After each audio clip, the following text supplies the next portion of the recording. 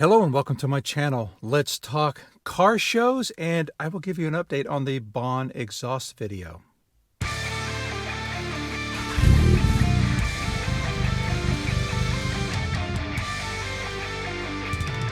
Welcome back and thanks for being here. My name is Scott, and this past weekend my daughter and I converged on Raleigh, North Carolina. She drove in from the Carolina coast near Camp Lejeune, and I drove in from Southeast Virginia.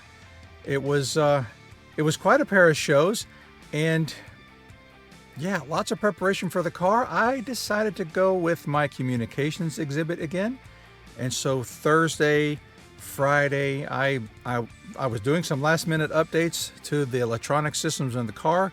I had gone a little bit more elaborate on my displays compared to what I did for the bag fair event last year, and yeah, it was a good time. I'm not going to go into a lot of detail on this video. I made a walkthrough video of the entire show, and oh my goodness, I have over an hour of footage that I have on that thing. And what I did is I created a video that basically looks like it's as if you're walking through the show row by row. And so I am taking you through it, and it's 47 minutes long. I think that's probably the longest video I've ever made. And so this is going to be a digest video. For those of you who have short attention spans, like myself, I like shorter videos better than long videos. So it's very painful for me to make a long video, which is part of the reason the Baun video is not done yet. I will talk about the Baun video in a minute for me to touch on this. So let me just tell you a little bit about the shows. Saturday was Winter Volksfest. It was an all VW show, dominated by air-cooled cars in the past, vintage cars in the past, and so I wasn't sure if it was going to be quite the show for me. So my thought was I would attend only the Eurofest on Sunday, which is an all-European car show. Well, Sunday, there was forecast for rain, 90 to 100% chance of rain all day, as well as Saturday evening, which meant no matter how clean and pristine I got the car on Friday and Saturday, it was going to get trashed as I drove into the show. Well, when you show, let's see, for Saturday's show, they let show cars load in Friday evening. And for Sunday's show, same, you can load in Saturday evening. Or if you show on Saturday and are keeping the car there for Sunday, then you can just leave the car there. So my car was beautiful for Saturday, both mine and my daughter's cars. And we kept the cars in there overnight and showed Sunday as well without having to deal with any rain or any re-cleaning or anything like that. So that was kind of cool. There were over 200 cars in attendance on Saturday, and then I want to say 64 or 65 cars in attendance on Sunday. I'm not going to give you all the details now. I will save that for my next video, and I will share that video probably tomorrow. So you're not going to have to wait very long for that. For now, I'm going to give you a walkthrough of just my car and Diana's cars at the show. So give me just a second. I'm going to bring up the video so I can see what you're seeing. And so check this out.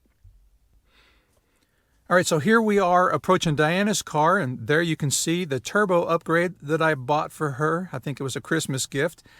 And yeah, she did a good job shining her car up. I'm going to do a walk around here in just a minute, but there's my setup. I kind of would like to do something larger for that hood display, but the hood won't open up wide enough to accept it, so I might go with something on the ground in front of the bumper. Anyway, I wanted to do a walk around of my car, but the spectators were all around it, and so I decided to do one of hers first. And so here we are walking up on her car. I think she did a good job of keeping the paint nice and maintained. I would think for a better show, she might have opened her doors to show that the door jambs are clean, but she decided to keep them closed and maybe work a little bit on a theme here in the back. And there you can see my old Baun exhaust, the axle back only. We recently went to see Jake to get that changed out to fit on her car. And now here is my engine display, and I actually removed my engine covers so that judges can see that I actually cleaned the engine. Those little boxwork formations on the intake manifold are a bear to get cleaned out, but they are clean, and I like to show that they're clean. And then we move into the interior of the car for my communications exhibit, and I've got my little desk on the steering wheel where my paper log is. my computer for logging. That's just my POTA, my Parks on the Air log program. And then I've got my YouTube page brought up just for giggles, but sometimes I can put POTA spotting information on that, and you can see my 2 transceivers there. The third transceiver is out of sight. It's under the driver's seat. There is my Dometic refrigerator / freezer. I've got a little placard there that says about the antennas and some business cards for people to take. And here in the back, I've got my electronics panel with a little placard back there to show some pictures of the antenna setup and a description of what is there. The one placard that I don't have, what is amateur radio? I kind of wish that I had done that instead of a repeat of the about my antennas placard, but I didn't think about it. That was probably the biggest question I got the whole time I was there is, what is all of this stuff for? So here is my new battery setup that's under what used to be the rear seat. You can see my schematic here, and I have basically detailed everything that I have back there under the rear seat delete and my battery. And then here is a little flyover of the headset and my YouTubing microphone. I'm actually using that microphone right now. And here is an overview of what the back of the car looked like with the antenna, the HF antenna setup.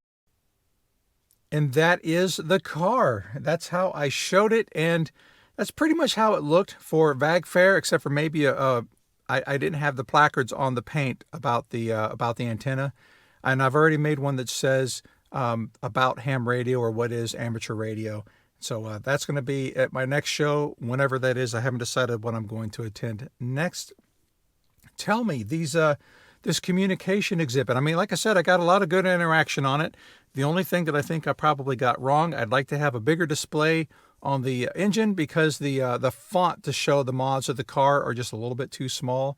Maybe I can put something on the ground or on an easel board or something. And the communications was kind of funny. The judges, when they approached my car, I wasn't present, so Diana told me this. She said that they walked up and looked and they said, I don't even know how to judge this. There was just so much going on.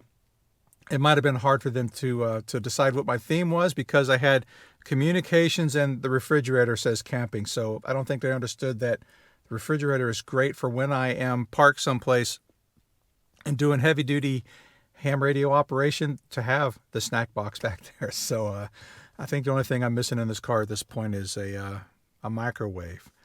So that's my report on the weekend of showing the car. I got a top 40 award for the winter Volksfest. So top 40 out of 200 plus cars. I'm pretty pleased with that and honored because there were so many very nice cars there. Sunday, a whole lot fewer cars on the floor.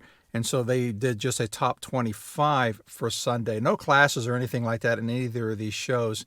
And so there was a lot of really nice cars there. I didn't expect to win anything on Sunday, and I didn't, and that's okay. I still had fun sharing about the car when people would approach and ask questions, and yeah, I like this. The only thing that I probably did not like about the show is the indoor lighting was a little dim. Maybe if it was a little bit more sports arena-like, because I had to show the extra footage of the microphone and the interior because the lighting just wasn't that strong inside the car like it would be at an outdoor event.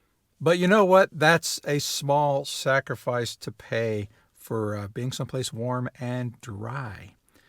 Let's see, the Baun video. I mentioned that I really dislike making long videos, and the Baun video is turning into this behemoth that's going to be 45 to 60 minutes long, and those take forever to edit, especially since my videos are coming from multiple sources, shot at multiple points, and it's been hard to get motivated to get it put together, but I'm finally ready to do it. So what I'm going to do, like for my car show video, I've got the 45-minute long video that I'm going to release, but I'm releasing this primer first.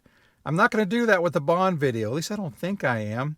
Maybe I will. I'll release a primer that basically summarizes what people are about to see, which system does what as far as noise and stuff like that, noise, sound, the look, and then I will release the full-length feature video the following day. So I will do them in close proximity. I know Jake really would like to see the full-length video out there, and it will be, but I got to face it, a lot of people don't want to watch that long video. I think the people who will watch the long-form video are the ones who are truly interested in all the details and how we came to our conclusions and what I will recommend, what I think. And yeah, you've already seen a little bit of somebody else's impression of my car. I will put a link to that video up here in the corner. Go check that out. That'll give you an idea of what my current exhaust is like, and then I will release the Baun videos hopefully next week. I need to put everything together. I have all the footage I'm going to get.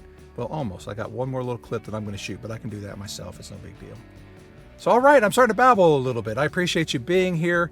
Feel free to post questions if you have them, and stick around. I will be sharing the full-length car show video probably later today or sometime tomorrow. So thanks a lot. Take care.